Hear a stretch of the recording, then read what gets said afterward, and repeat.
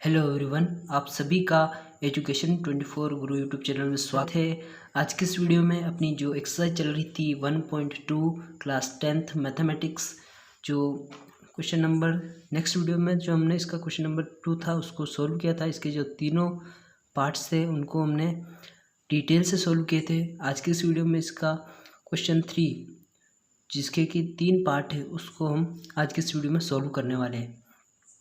बहुत ही ज़्यादा easy question है ये भी। इस जिस तरह से हमने क्वेश्चन नंबर 2 को किया था उसी तरह से इस क्वेश्चन को करना है। तो सबसे पहले देखिए हम प्रश्न को पढ़ लेते हैं। प्रश्न कह रहा है कि अभाज्य गुणनखंड विधि द्वारा निम्नलिखित पूर्णांकों के HCF और LCM ज्ञात कीजिए। तो हमें जो है पूर्णांक दे रखे हैं, 3 संख्या दे रखी है, 12, 15, 21, इसमें 17, 23, 29 और इसमें ये संख्या दे रखी है। तो हमें क्या करना, अभाज्य गुणनखंड विधि द्वारा इन संख्याओं के HCF निकालना है और LCM ज्ञात करना है। तो आइए इसे सॉल्व करते हैं। तो इसका जो पहला पार्ट है उसमें जो संख्या है वो 12, 15 और 21 का हमें HCF और LCM निकालना है। तो HCF और LCM कैसे निकालते हैं वो भी हमें प्रश्न में दे रखा है कि हमें किस विधि से निकालना है, अभाज्य गुणनखंड विधि द्वारा। तो अभाज्य गुणनखंड विधि के लिए हमें सबसे पहले अभाज्य गुणनखंड करने पड़ते हैं। अभाज्य गुणनखंड करने के लिए हमें अभाज्य संख्याओं से ही भाग देना होता है। अभाज्य संख्या जिसमें एक और खुद का भाग जाता है उसे अब हम अभाज्य संख्या ही कहते हैं। तो सबसे पहले है 12, तो हम यहाँ पर 12 लिख देते हैं। इसके बाद सबसे पहले छोटी संख्या कौन सी होती है, अभाज्य संख्या, वो होती है 2। 2 से हम भाग देंगे और 2 का इसमें भाग पूरा पूरा जाएगा क्योंकि यहाँ पर इकाई अंक 2 है। मैंने आपको विभाज्यता के नियम पढ़ाए थे, तो वो वीडियो को आप ज़रूर से देखिएगा। तो इसका जब इसमें हम भाग देंगे तो ये जाएगा 6 बार, फिर से 2 का जाएगा क्योंकि इकाई अंक 6 है। कितनी बार जाएगा, 3 बार, और फिर 3 से क्योंकि 3 का भाग 3 में ही जाता है। तो हमने अभाज्य गुणनखंड 12 का अभाज्य गुणनखंड कर दिया है। तो हम यहाँ लिख सकते हैं 12 को इक्वल टू 2 गुणा 2 गुणा 3।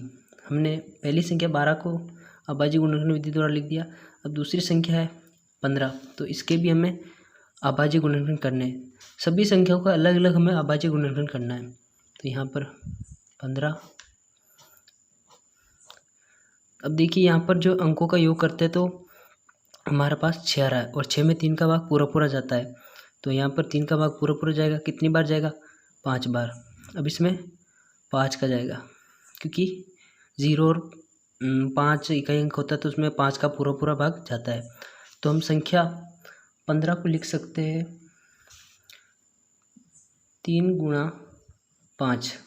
इसी तरीके से लास्ट संख्या अपनी 21 को हम लिख सकते हैं यहाँ पर 21। इसके अभाज्य गुणनखंड कर लेते हैं। तो यहाँ पर 2 से 3 से जाएगा, कितनी बार, 7 बार, फिर 7 से 1 बार। तो इसे हम लिख सकते हैं 3 × 7। इस तरीके से हम इसे लिख सकते हैं। अब देखिए जो हमारे पास HCF आएगा संख्या का, कौन सी संख्या है हमारे पास, 12, 15, 21। इसका जो HCF है, HCF उससे कहते हैं जो संख्या तीनों संख्या के गुणनखंड में आई है। तो देखिए यहाँ पर 2 है लेकिन इन दोनों संख्याओं के पास 2 नहीं है, तो 2 HCF नहीं हो सकता। फिर से आगे बढ़ते तो यहाँ पर भी 2 है लेकिन यहाँ 2 नहीं है, तो 2 तो HCF नहीं हो सकता। लेकिन देखिए यहाँ पर 3 है, तो यहाँ पर 1 3 इसके पास भी है, 12 संख्या के पास भी है, 15 के भी पास 3 है और 21 के भी पास 3 है। तो तीनों संख्याओं के पास 1 1 3 है। तो जो उभयनिष्ठ आता है, जो तीनों के पास होता है, उसे हम कहते हैं HCF। तो यहाँ पर HCF हो जाएगा 3, ये हमारा HCF आ गया। उसके बाद हमें निकालना है LCM, क्योंकि प्रश्न में हमें दे रखा है कि LCM और HCF हमें ज्ञात करना है। LCM में क्या होता है कि जो हमारे पास HCF आया उसे हमें एक बार लिखना है और जो बच के है उससे भी हमें गुणा में लिखना है। तो सबसे पहले देखिए, सबसे पहले 12 संख्या के पास चलते हैं। तो यहाँ पर देखिए 2 बच गया था और 2 बच गए थे इसके पास। तो यहाँ पर 2 × 2। इसके बाद देखिए ये उभयनिष्ठ था 3, तो इन तीनों संख्याओं के पास जो उभयनिष्ठ है उसे हमें एक बार लिखना है। तो यहाँ पर 3 एक बार लिखा जाएगा। तो 12 का हमने कंप्लीट कर दिया। इसके बाद 15 के पास आते हैं। तो यहाँ पर देखिए उपनिष्ठ 3 था, तो 3 को नहीं लिखना क्योंकि ये HCF है। HCF को एक बार लिखा जाता है LCM में। उसके बाद आगे बढ़ते हैं। तो यहाँ पर एक संख्या है 5, तो गुणा में 5।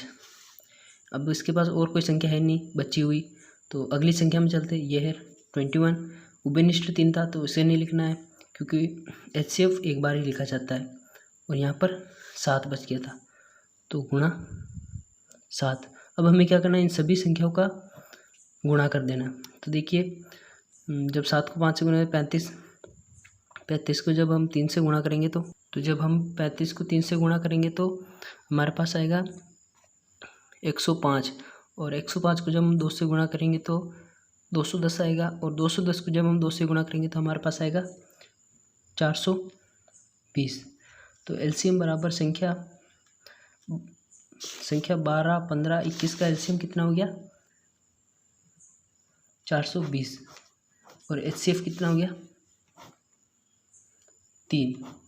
तो हमने जो प्रश्न हमसे पूछा गया था कि अभाज्य गुणनफल विधि द्वारा HCF और LCM ज्ञात कीजिए, हमने इस संख्या का HCF और LCM ज्ञात कर लिया।